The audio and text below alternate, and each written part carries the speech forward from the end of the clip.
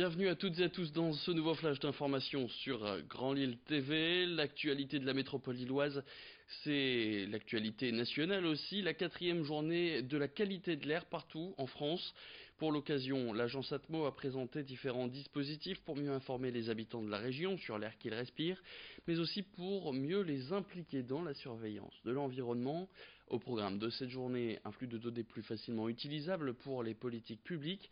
Et de leur côté, Atmo espère pouvoir mieux récolter le nom et le genre de recherches effectuées par le grand public pour pouvoir au mieux les renseigner. Autre expérience, des volontaires vont porter un microcapteur qui va recenser tout ce à quoi ils sont exposés dans l'air au quotidien.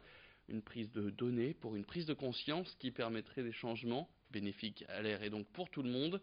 Céline Desrosiaux, responsable communication, revient sur cette fameuse journée nationale de la qualité de l'air au micro de Lucille Berthe-Constant. Alors globalement, on a une situation qui a tendance à s'améliorer, je dis bien qui a tendance, si on regarde sur 10 ans. Par contre, sur les 3 dernières années, on est plutôt sur des niveaux de polluants qui sont relativement stables. Donc on n'est plus dans une marge ni de dégradation ni d'amélioration, il y a une stabilité. On peut toujours faire mieux, on le voit bien, on a encore des épisodes de pollution dans la région ponctuellement, on a des journées où on dépasse les seuils réglementaires, où là, effectivement, d'un point de vue sanitaire, il peut y avoir un risque pour les personnes les plus sensibles. Et donc, c'est important que les personnes soient rapidement informées pour pouvoir anticiper si elles suivent un traitement médical ou pour pouvoir adopter de nouveaux comportements et adapter leurs activités en conséquence. Avis aux personnes à la recherche d'un emploi. Et si vous en trouviez un en République tchèque? C'est en tout cas le message porté par une réunion d'information du Pôle emploi de la Madeleine cette semaine. Le nom du projet est Sèche Emploi. En plus de proposer des embauches, la réunion visait aussi à convaincre des entreprises françaises et francophones de s'implanter dans ce pays. Pour les personnes intéressées, cette réunion a aussi et surtout permis de présenter les différentes aides financières proposées aux volontaires. Dans le même temps, ils ont pu obtenir tout un tas d'informations sur ce pays, comme son mode de vie ou sa culture, grâce entre autres à la présence d'expats, de chefs d'entreprise et de Tchèques à cette réunion à laquelle a assisté pour nous Margot Sailly. On a deux programmes en fait à Pôle emploi qui sont financés par la Commission européenne. Donc il y a un programme qui s'appelle Your First Race Job qui pour les personnes de moins de 35 ans et Reactivate qui est pour les personnes de plus de 35 ans, et ce sont deux programmes similaires. Donc pour les chercheurs d'emploi, on a quatre aides. Une aide au déplacement à l'entretien. Ensuite, il y a une aide à l'installation qui s'élève à 750 € par exemple pour la République tchèque. Donc c'est intéressant d'avoir un petit budget pour pouvoir démarrer sa nouvelle vie en République tchèque. Une aide à la reconnaissance de diplôme, si votre emploi demande à ce qu'on reconnaisse le diplôme, si c'est un emploi, une profession réglementée par exemple, on peut financer, vous verser une aide financière pour la reconnaissance. Et puis une aide à la formation en langue. Si vous avez besoin de vous former à la langue du pays, vous pouvez également avoir une aide. Ce mardi, Frédérique Bedos, journaliste et réalisatrice originaire de Lille, a été distinguée par l'Université catholique de Lille. Elle a reçu le doctorat honoris causa, un titre attribué par un collège de sages pour mettre en avant un engagement en faveur de la paix.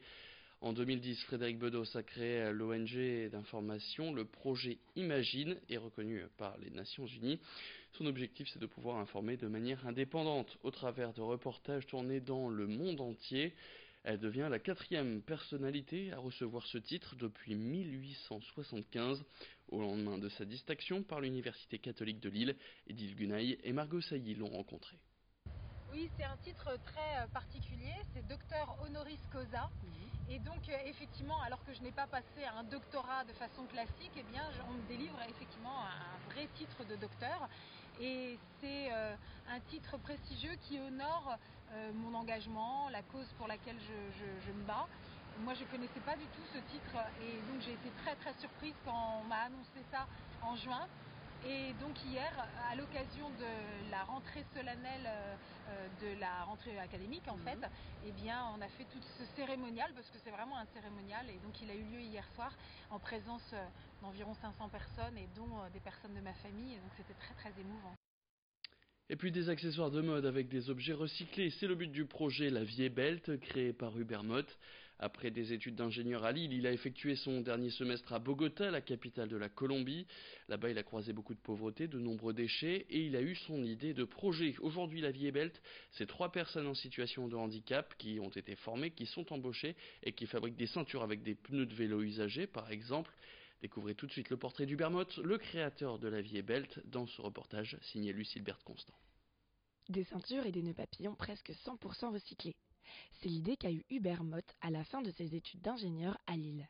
Après quelques mois à être animateur dans les quartiers sud de Bogota en Colombie, le jeune Lillois a souhaité se lancer dans une activité positive et respectueuse de l'environnement.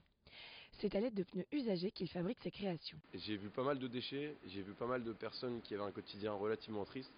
Et je me suis dit, ce serait peut-être cool de trouver une solution pour essayer de réduire ces déchets et puis peut-être générer de l'emploi là où il y en a. Moi j'avais l'envie de pouvoir proposer une consommation qui a un impact positif, qui aille dans le bon sens pour demain. Et voilà, c'est l'envie, La Vie est Belle découle de ça en tout cas. On démarre tout petit, on grandit petit à petit. Depuis sa création il y a 1 an et demi, l'entreprise a produit près de 2500 ceintures. Mais Hubert ne s'arrête pas là. On a commencé à collecter les pneus de vélo des coureurs du Tour de France, du Paris-Roubaix. Pour tous ceux qui aiment le vélo, on va faire une gamme premium avec des ceintures des coureurs professionnels du Tour de France. Ça arrive bientôt.